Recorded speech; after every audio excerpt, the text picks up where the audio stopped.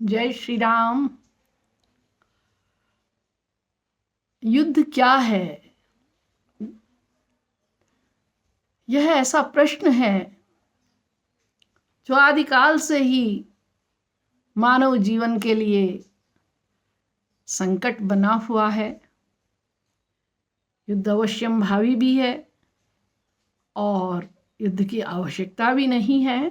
आवश्यकता तब नहीं है जबकि चारों तरफ हम शांति सुव्यवस्था चाहते हैं, लेकिन आवश्यक तब बन जाता है जब भीड़ के बीच में खड़े होकर कोई एक व्यक्ति ये कहता है कि अब नाश को रचाए बिना शांति संभव नहीं है, तो युद्ध हो जाया करते हैं।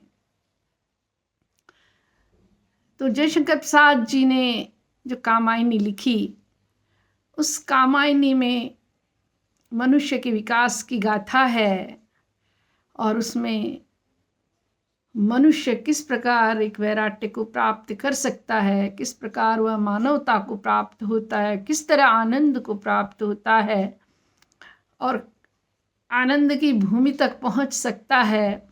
यह है कामायनी का, यानी चिंता से और आनंद तक की यात्रा का दस्तावेज है कामायनी। तो इस कामायनी में मनु जो पात्र हैं वह द्वंद्व में हैं और प्रसाद जी ने ये बताया है कि यह जो युद्ध है यह अनवरत मनुष्य के हृदय में भी चलता ही रहता है।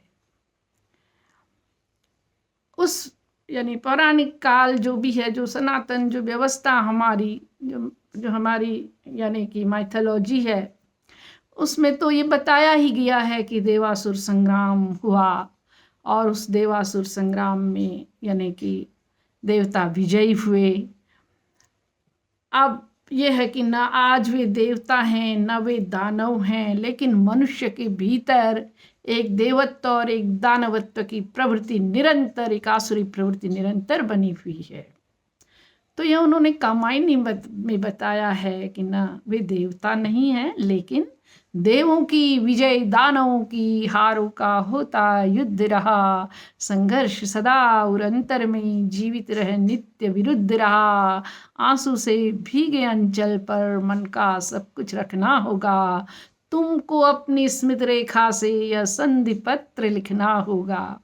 और देखिए वहाँ तो पति पत्नी का संधि पत्र है, क्योंकि पति पत्नी के बीच भी द्वंद्व है, तो इसलिए कहा है कि तुम्हें जो है अपनी मुस्कान की रेखा से दो हृदयों के मिलन का यह संधि पत्र लिखना ही होगा। और आज जब ईरान अमेरिका आदि इन मुल्कों में जो अभी इतना लंबा जो युद्ध छिड़ा है और आज जब उस पे विराम की बात हो गई है, तो संधि पत्र वहाँ भी है। संधि पत्र पर हस्ताक्षर करने ही होते हैं, तब वह युद्ध जो है कहीं कुछ जा कर के यानी कुछ आशा की किरण जो है जगत को दिखाई देती है। तो क्यों ये इस तरह से युद्ध हुआ करते हैं? कहीं हम में ही तो कमी रह गई है। हम मानवता का समुचित उसको वो जो संस्कार है वो नहीं दे पाए हैं। तो कामायनीकार जो प्रसाद जी हैं, उन्होंने जब ये कामायनी लिखी तो उन्होंने अभिनव मानव की जो कल्पना की, सृजना की, उसमें उन्होंने आनंद की बात कही। युद्ध हो ही ना, हमारे भीतर ये जो द्वंद्वात्मक परिस्थितियाँ क्यों चल रही हैं मनुष्य के भीतर। फिर भीड़ के बीच में कोई उठता है और कहता है कि नहीं जी युद्ध, तो क्या युद्ध होना ज़रूरी है? तो इस तरह प्रसाद जी ने ये कहा कि देखिए क्या होगा अगर हम हमारा हृदय कहीं जाएगा, मस्तिष्क कहीं जाएगा और ये नहीं वो मन कहीं जाएगा, तो ऐसी स्थिति में तो संसार में युद्ध होते ही रहेंगे। बाहर शस्त्रों के युद्ध ना हो तब भी मनुष्य के भीतर युद्ध होता रहेगा। तो उन्होंने काम के माध्यम से, काम एक देव हैं और मनु को सचेत करते हुए कहा है कि सुनो ओ मनु, तुम्हारी इस अभिनव प्रजा सृष्टि में जो मानवीय प्रजा सृष्टि है वह हमेशा फिर इसी तरह से धोखे में रहेगी यदि आपने अपने भीतर के आनंद के स्रोत न ढूंढे, यदि आपने मानवता को मानव सत्ता को नहीं पहचाना, यदि आपने अपने को सुंदर शुद्ध हृदय पक्ष से नहीं जोड़ा, यदि आपने अपने मन की वृत्तियों को शुचिता की ओर नहीं मोड़ा, तो ऐसी स्थिति में, और आपने यदि अपनी बुद्धि का सानुकूल प्रयोग नहीं किया, तो ऐसी स्थिति में युद्ध होना अवश्यंभावी है। चाहे वो मनुष्य के साथ युद्ध हो, चाहे हृदय के साथ युद्ध हो, मन का मन के साथ युद्ध हो, वह होगा ही। तो इस तरह से प्रसाद जी ने कहा कि क्या होगा मनु तुम्हारी आगामी प्रजा सृष्टि में, क्योंकि तुम श्रद्धा को भूल गए, हृदय की जो पवित्र वृत्ति है उसको तुम भूल गए। मन तुम श्रद्धा को गए भूल, उस पूर्ण आत्मविश्वासमयी को उड़ा दिया जो समझ तूल। तुमने तो उसे रुई के फाये की तरह उड़ा दिया। तुमने तो सोचा असदविष्ट जीवन धागे में रहा झूल। जो क्षण बीते सुख साधन में, उनको ही वास्तव लिया मान। वासना तृप्ति ही स्वर्ग बनी, यह उल्टी मति का व्यर्थ ज्ञान। तुम भूल गए पुरुषोत्तम हमें कुछ सत्ता है नारी की, समरसता है संबंध बनी अधिकार और अधिकारी की। इस तरह तुमने श्रद्धा को भुला दिया तो क्या होगा, जीवन सारा बन जाए युद्ध। तुम्हारी अभिनव मानवीय प्रजा सृष्टि में सारा जीवन युद्ध में परिणित हो जाएगा। उस रक्त अग्नि की वर्षा में बह जाए सभी वे भाव शुद्ध। अपनी शंकाओं से व्याकुल तुम अपने को ही होकर विरुद्ध, और अपनी आवृत्ति से रहो घिरे, दिखलाओ निज कृत्रिम स्वरूप।